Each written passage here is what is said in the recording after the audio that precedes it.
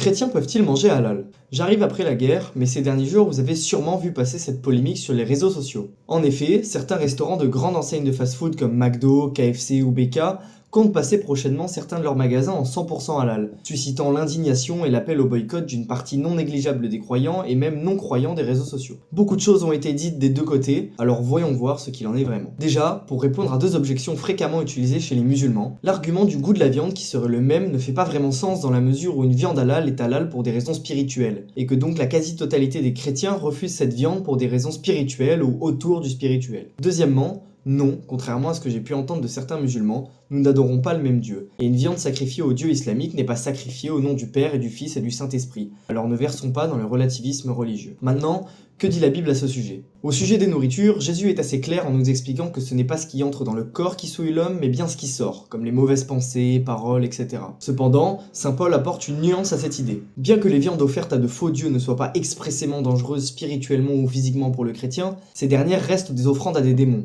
Saint Paul, voulant éviter au possible le scandale et la division entre chrétiens sur ce sujet, conseille aux chrétiens dans la mesure du possible d'éviter d'en manger, tout en précisant bien que le jugement entre chrétiens entre ceux qui en mangent et ceux qui n'en mangent pas n'est pas autorisé. Maintenant, il y a un enjeu qui n'existait pas au temps de saint Paul et qui existe aujourd'hui, c'est tout le contexte économique autour de la certification halal. En effet, les certifications halal dans les restaurants sont des sources de revenus pour les organismes qui les délivrent, qui sont, même si pas forcément systématiquement, utilisés pour des projets de développement de la Oumma en France, chose qui ne peut évidemment pas être encouragée par un chrétien. Ainsi, en conclusion, le boycott peut être une solution pour certains, et chaque chrétien est libre d'agir en âme et conscience. N'oublions pas non plus qu'il n'est pas permis de juger ni d'attaquer des frères chrétiens s'ils ne vous suivent pas dans votre démarche de boycott. Et que les commentaires de certains musulmans disant que certains chrétiens dorment toute l'année sur leur religion et que lorsqu'il y a une polémique ils se réveillent et s'esclaffent n'est pas fausse du tout. Et toi, c'est quoi ton avis sur la question ?